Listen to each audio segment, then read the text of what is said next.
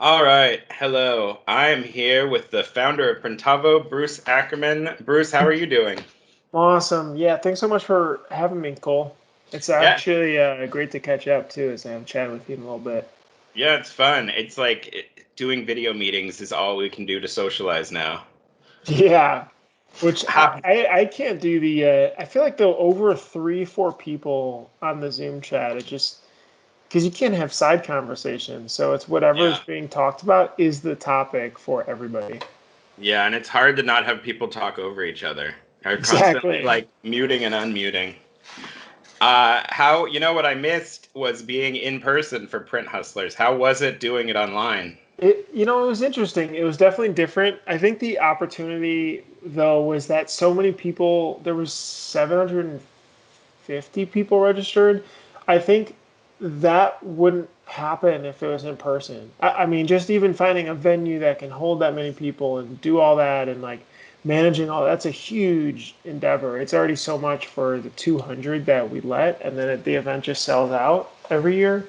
But it could be interesting, right? Like if we could do it next year in person, then that would be intriguing to see if people that saw it online were like, "Wow, I'll actually go to it next year, and we can get more space and we can figure it out." But overall, the speakers were awesome. We had some talks on mental health for specifically business owners, perspective, traction, which is this like EOS based book to help create your business system. So it was all great though. 2 days, couple hours each day. It was awesome. Yeah, I catched quite a bit of it. Is there any replays for anyone who missed it? Yeah, we're dropping it all on YouTube, so a couple of them are Perfect. already up there. Every couple days they're releasing another one though. Awesome. So, what are you seeing in all of this chaos? Who are the winners and who are the losers from your guys' perspective as the software company? Who Yeah, are you, what trends are you seeing like spike for the positive and then also really hurt businesses?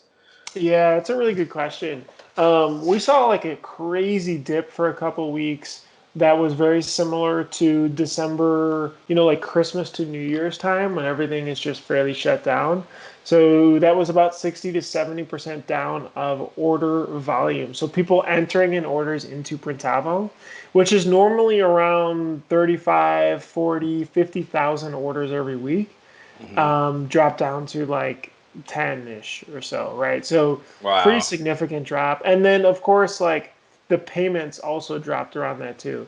But now a lot of things have really, they're not as, they're probably 20% or so under, but they're definitely recovered. And the payments recorded has also trailed it. So a lot of positive aspects. I mean, I don't know about you, but I feel like businesses, the ones that want to push through this, are figuring out ways to make it work, right? Like the shock of it is over. Now it's like, how do we survive? How do we push forward? How do we learn from this? Hmm.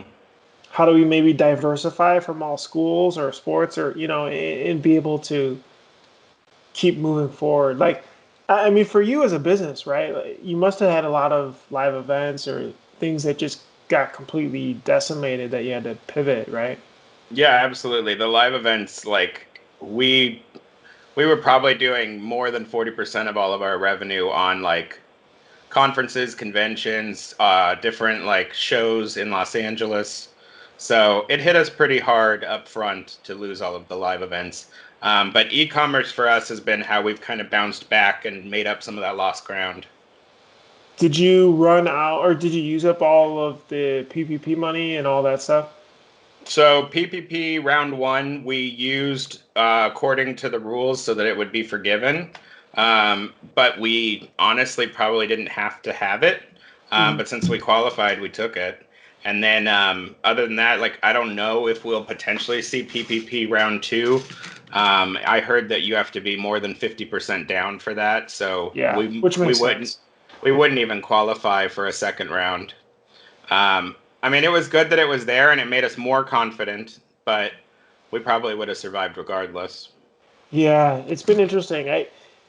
We always talked about that like reset aspect where you never really have a time. How many conferences or trade shows maybe do you go to and you have all these great ideas, right? And then Right. you maybe put in one into place and then you forget about the notebook until Yeah. you like throw it out, a year later.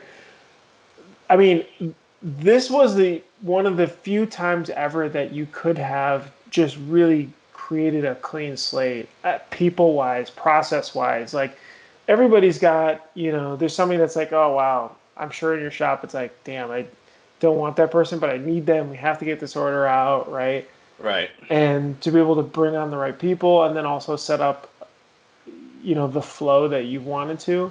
It's kind of interesting, at least from some of the positive aspects.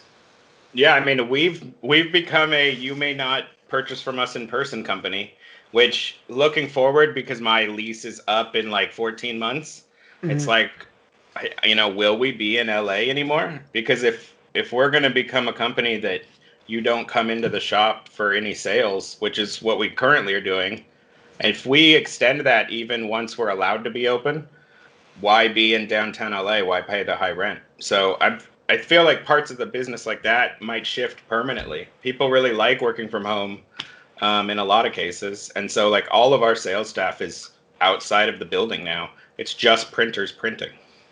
So have they been at home? Like, are they able to go work there, or they just want to stay home and they enjoy working from home?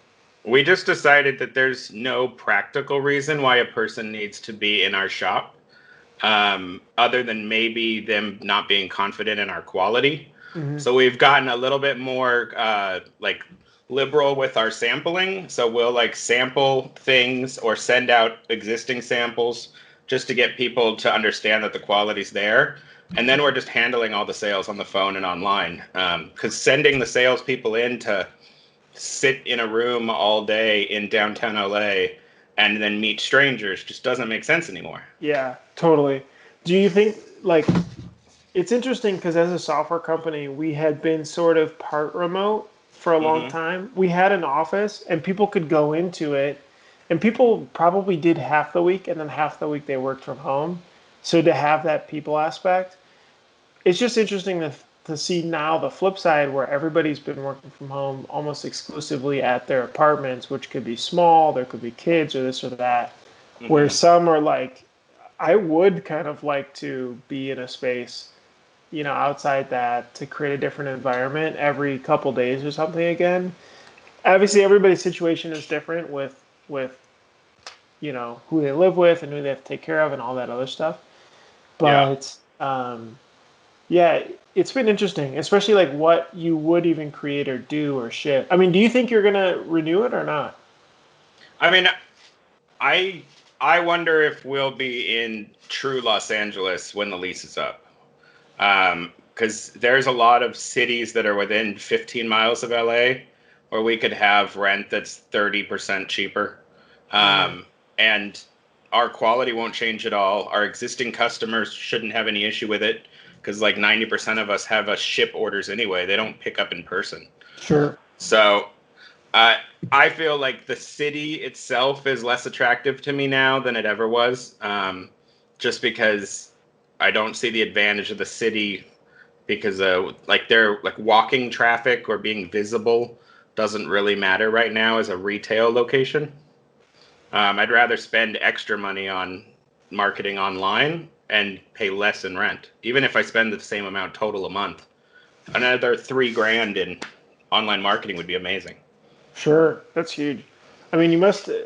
Are you able to, or how many square feet is your facility there? We paid 10 grand for 7,500 Got square it. feet. So it's not cheap compared to a lot of options nationwide. Yeah. Well, I mean, like you said, downtown Los Angeles. So, Yeah, you know, and it's downtown Los Angeles is filthy, which is yeah. like this double hitter of like paying too much and it's not nice. Right. Do you Yeah. think that your team is happier, not commuting, being able to spend more time around family and that aspect too? I mean, two of our guys who have been with us for 5.5 years now have both asked to leave LA when the lease is up.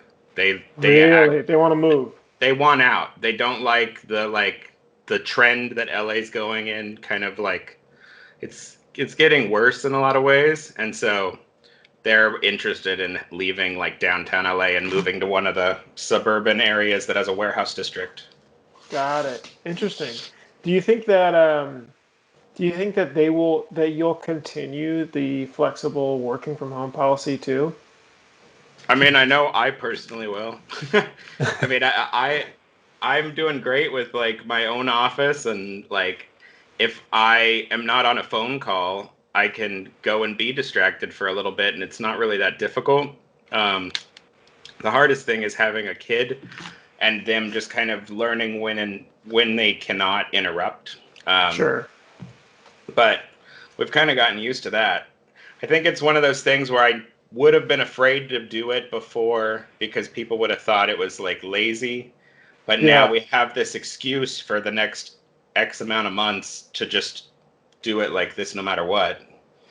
So it's kind of a good transition period. That's interesting. Do you feel more productive? Because I mean, I'm sure you get asked a lot of questions or tapped on the shoulder, or, how's this, or what should I do with that? That it's harder to do that, right? Because somebody has to Slack you or call or whatever. I I mean, find I find that I'm getting way better conversations with my staff because they don't bring it up till it matters.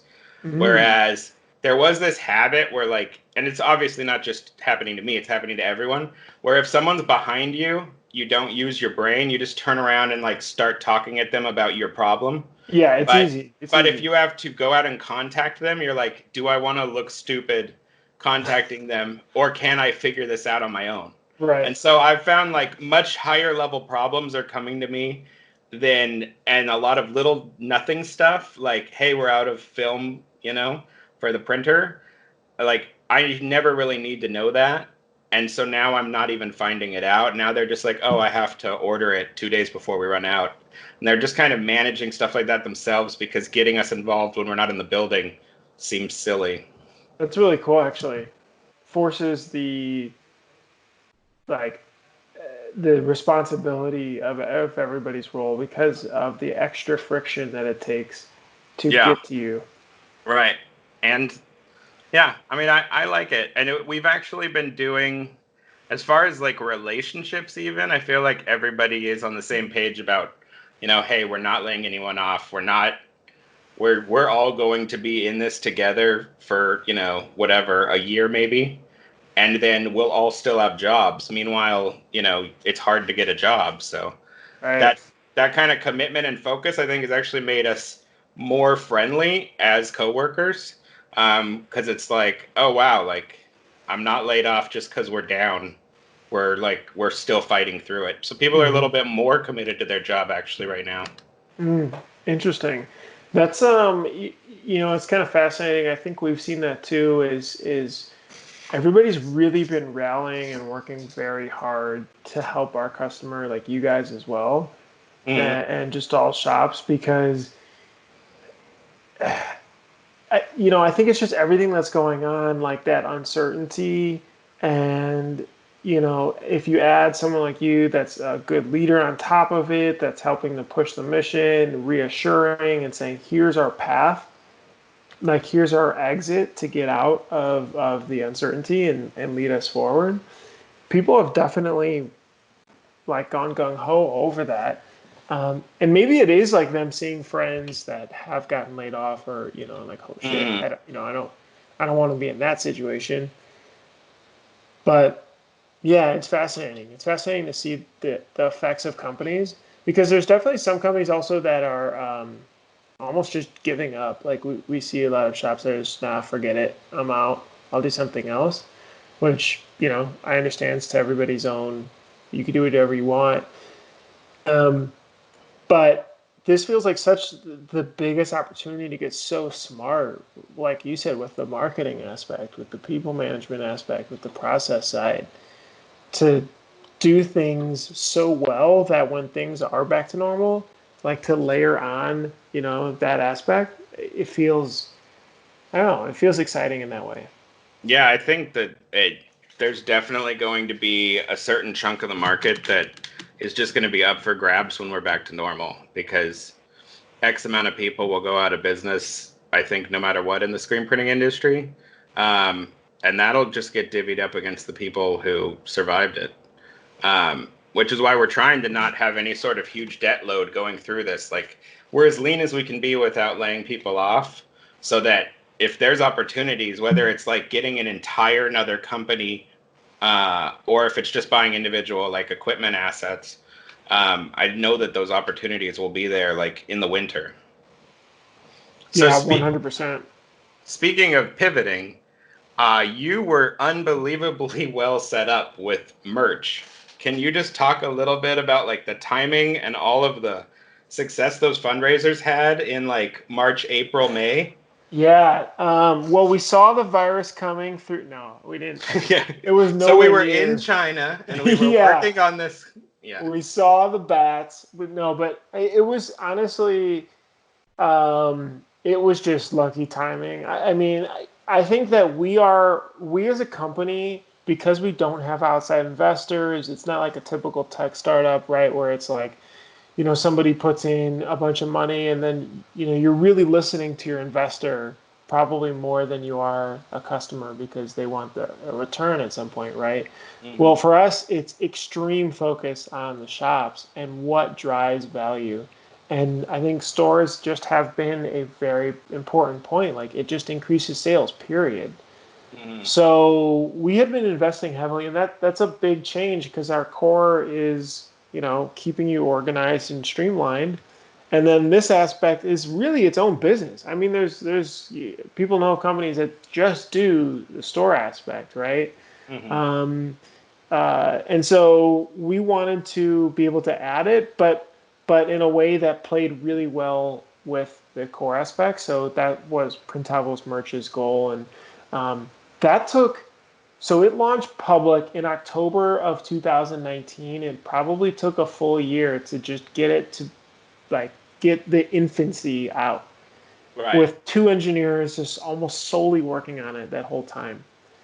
And then iterating on it, and then of course like February and March started to happen. So it was really just timing, but the chart like went insane. So right, I would say March 7th or 10th ish, we were supposed to actually sign a lease, a 5-year lease for a brand new office, 4,000 square feet, right? Had all the furniture, it's beautiful in Chicago. Yeah. Yeah. And because our other one was expiring, and we said we're leaving April 1st.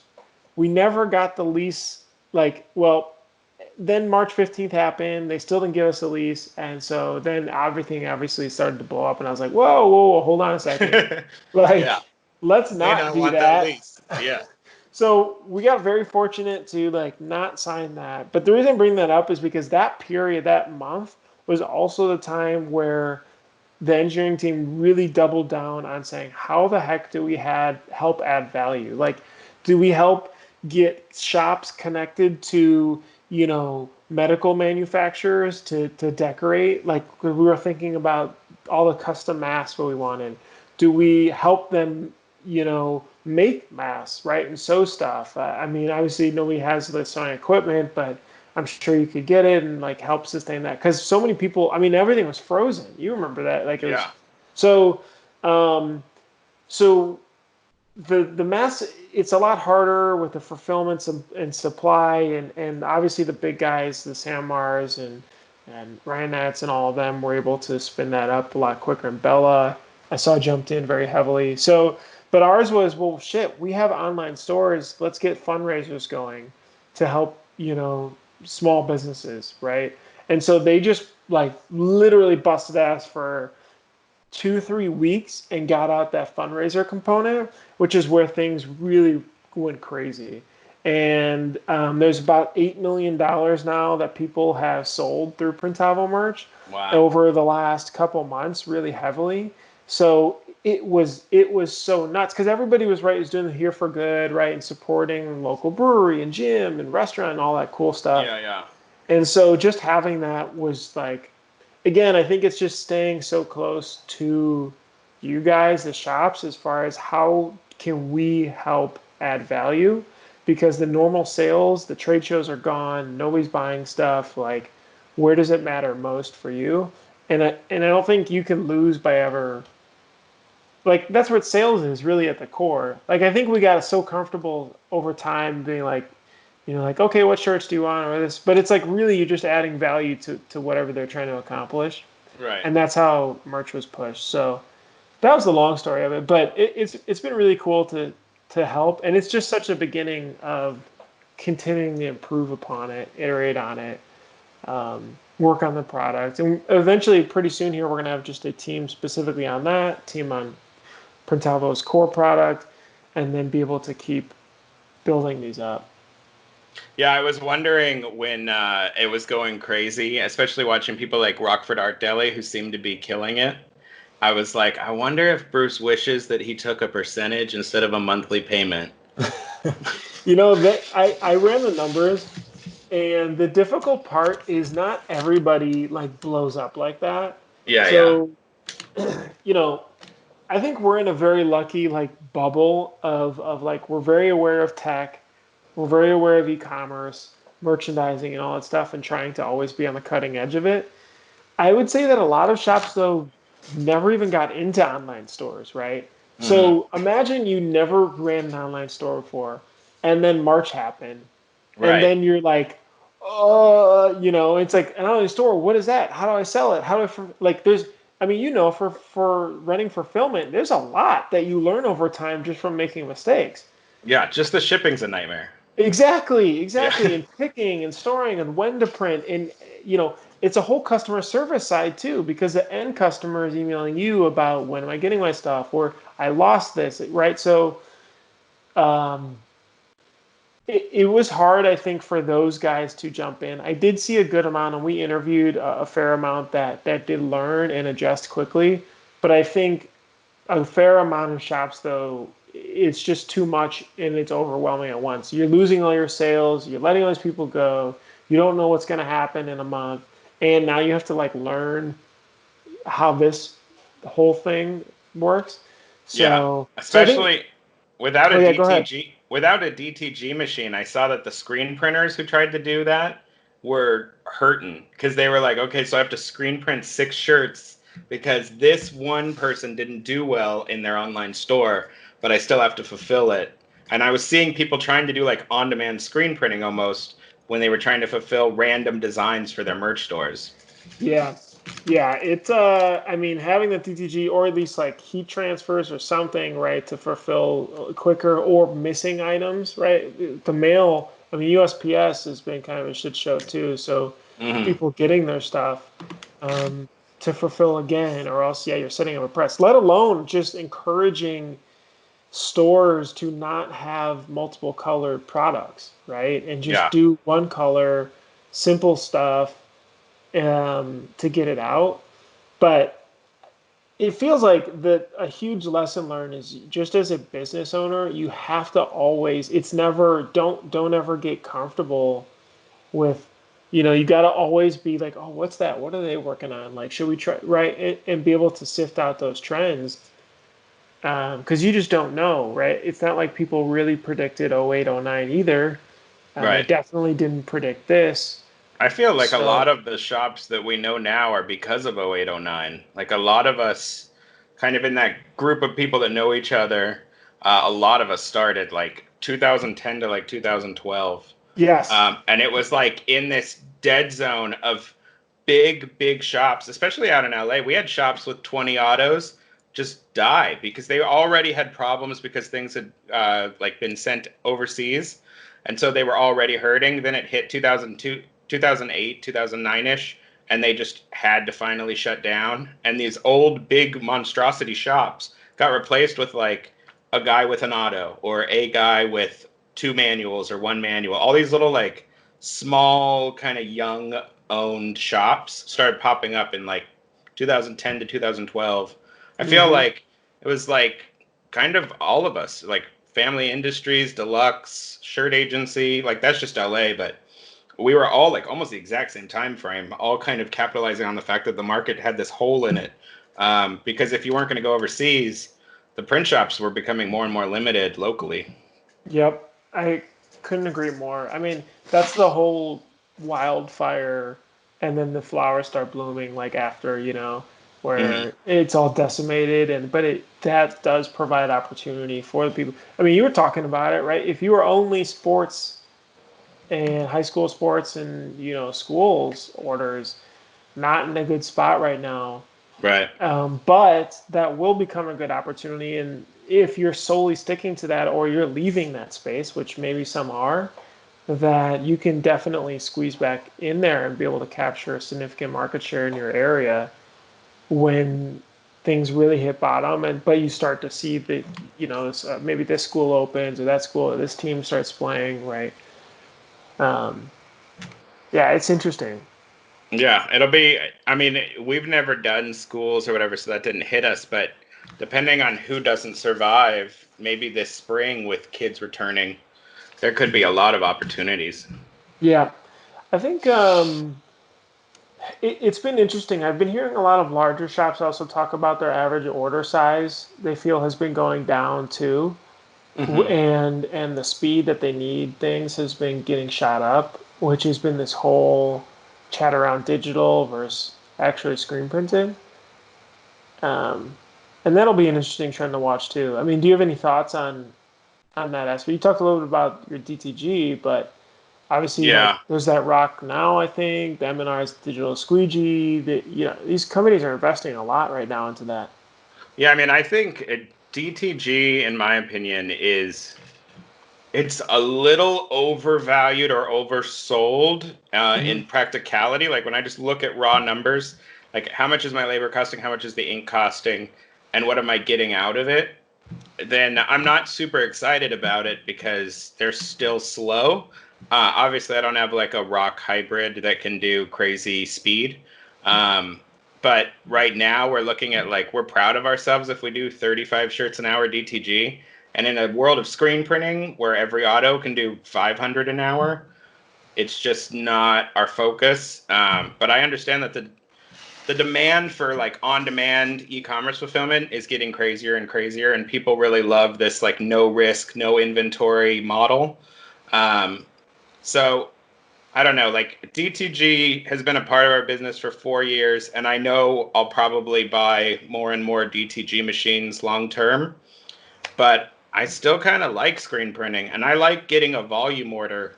Um, I Yeah, just I just like having like, hey, knock out these 800 shirts, and like we're good. Like we're we're done. That's the day. You sure. know, you can have one operator work on 800 shirts, and like it's a successful day. If I had to do 800 shirts DTG at our current speed, it'd be like 3.5 days of labor. Sucks. There's So a couple. There was one unit I remember at ISS Long Beach. This product, Matt Markov was just talking about this on his other podcast, but called the Zeus, and I remember watching it. It was in the mhm. atrium where you can roll it over, kind of like a cart. You roll it over one platen, and it prints out. I think you still burned an underbase, but it Mhm. prints out over that for the rest of your colors. Um, I mean, I'm guessing that's what they invest in, right? To bring the cost down and then also the speed up and the quality up. Yeah, I mean, I really like when you get into like the six-figure range. I really like the inline pre-treat systems. Hmm. So you're like it's getting thrown backwards, pre-treated. Somehow they're like drying the pre-treat enough. Sometimes it's like a heat stamp, and sometimes they're like blowing hot air on it. Then it comes back, gets printed with white, moves back, gets color again. That system's a lot better than the way we're doing it, where we literally have to pre-treat and then dry it and then load it on a platen. But 100 grand, I can get like an amazing rock automatic. And how much money can I make off a rock automatic versus $100,000 DTG machine? I still kind of believe in screen printing when you look at it that way. Sure. No, that makes total sense.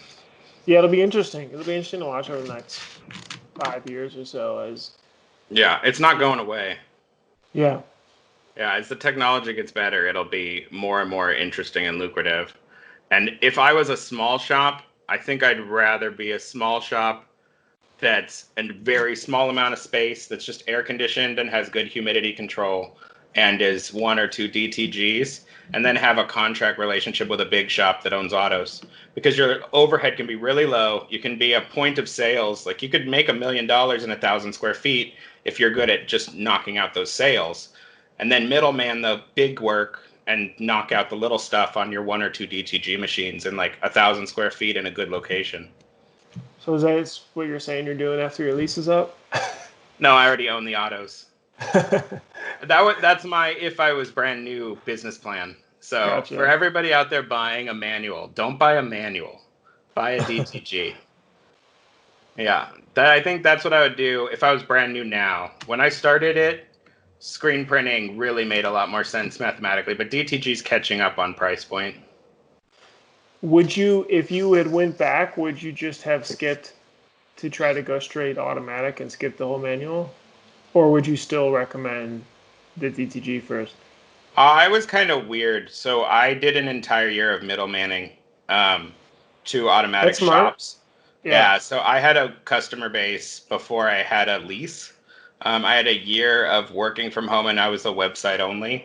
And then we got the lease, and our biggest mistake was way underestimating our growth. So we got 1,100 square feet, and within 9 months, we got 5,000 square feet because we had to get out, and it was just too tiny.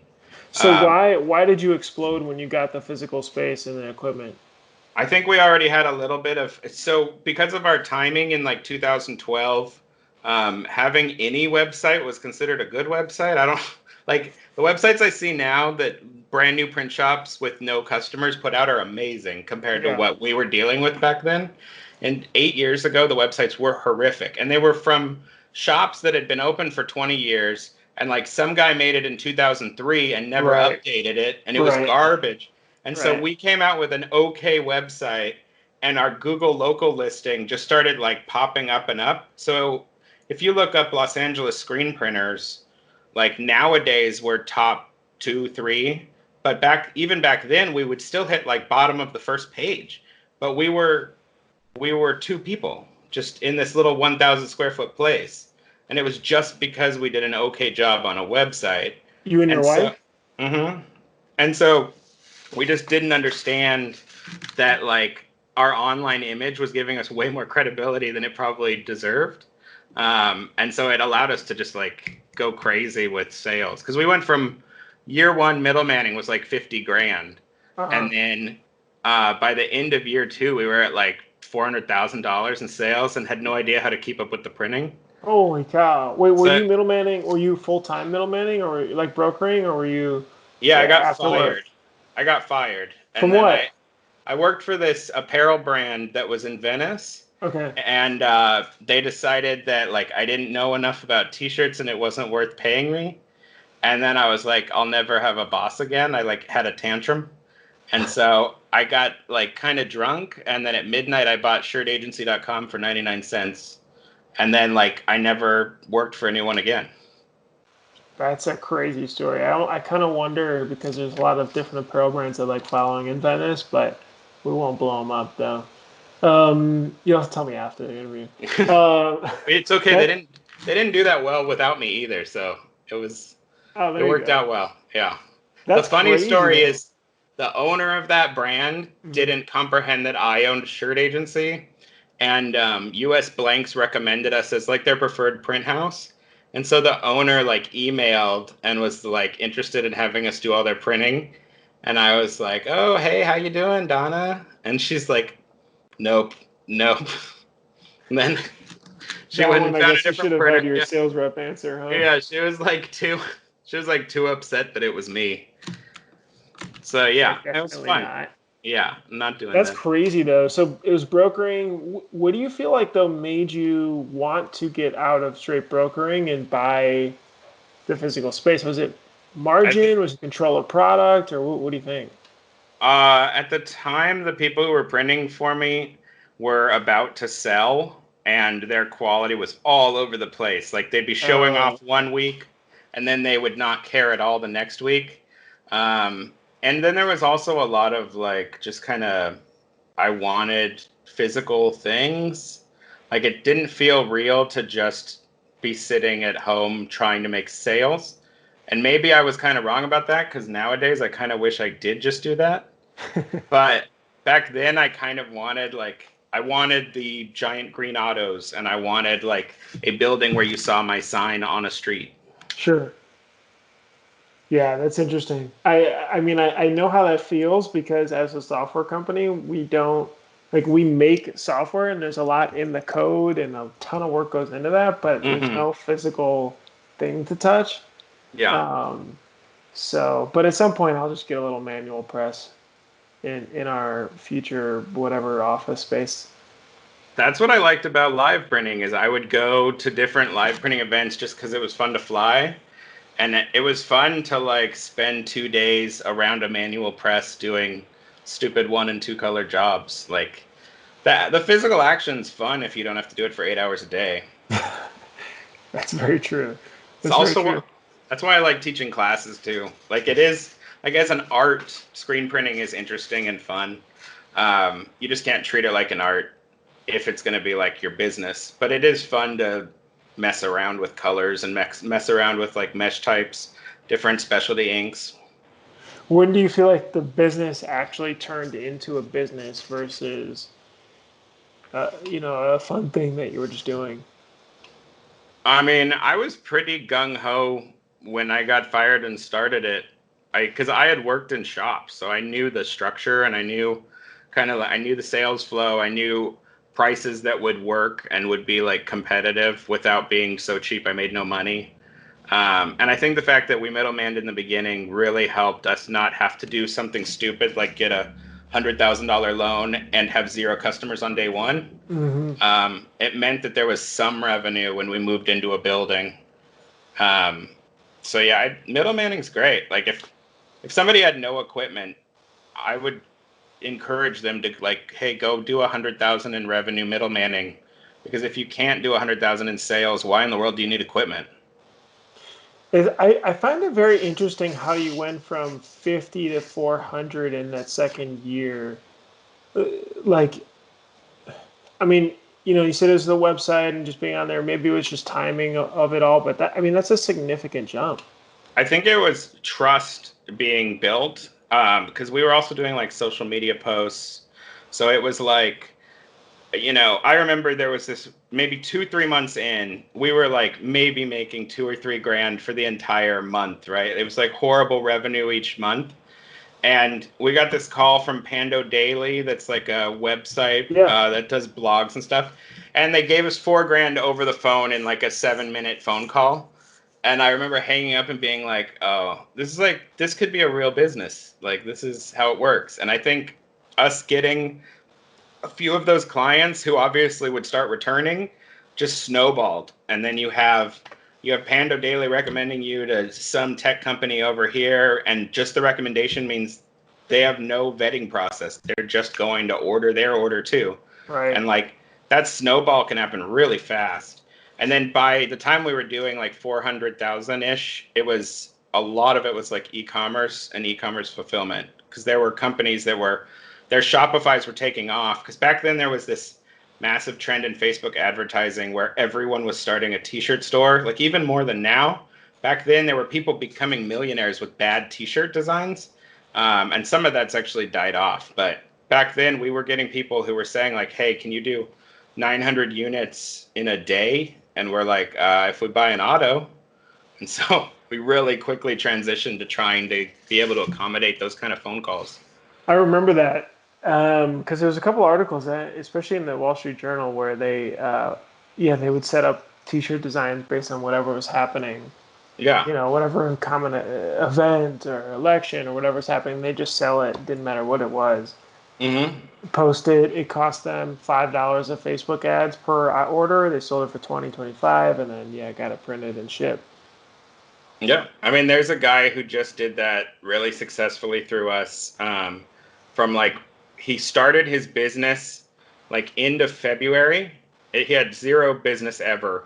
Started end of February and came to us because Printful completely screwed him over. Printful, if you don't know, had like a 30 to 40 day wait time because they couldn't handle the production during COVID. Holy cow. So they were taking everyone's money and not shipping anything and saying, hey, we'll get to it. And they'd have like 5-week waits on print on demand.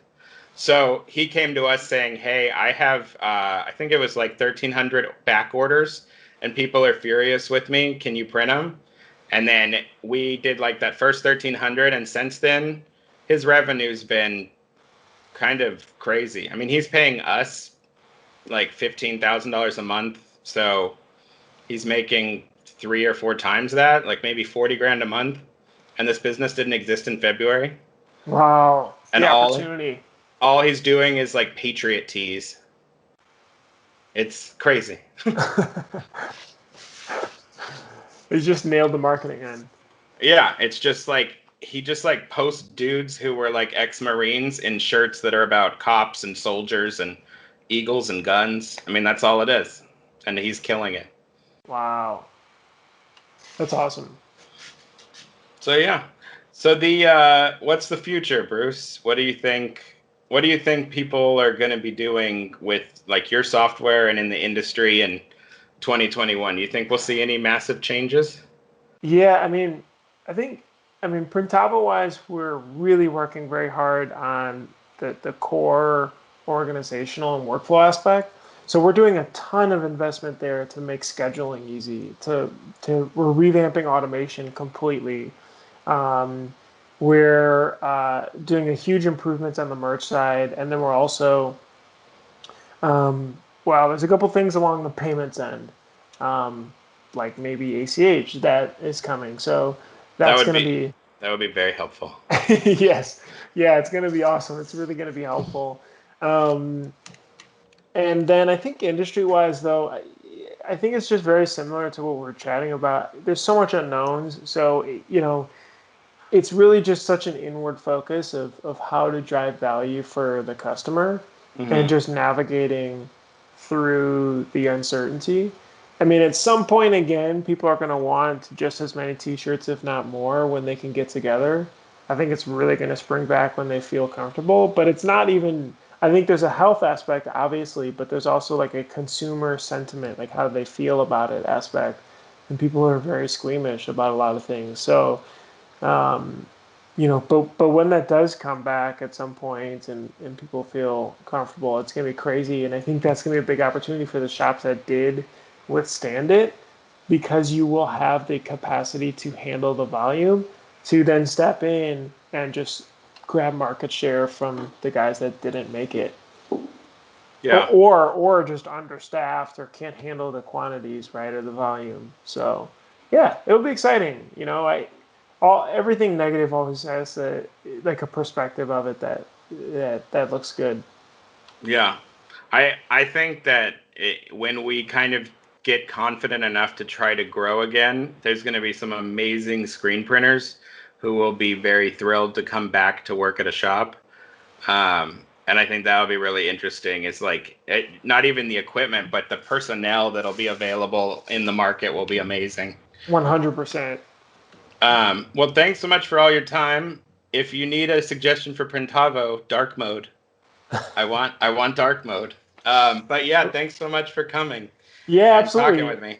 Yeah, thanks so much, Cole. We actually just hired a mobile engineer, so I'll tell him to add dark mode to the list. I tried to do like the janky dark mode Chrome extension. It looks horrible. So I mean, we never even like thought about it, so yeah, it's on the list. When you're staring at the screen for like 6 hours, you're like, why is this all white? I hear you. All right, Bruce. Have a great day. Thanks, Cole. See ya.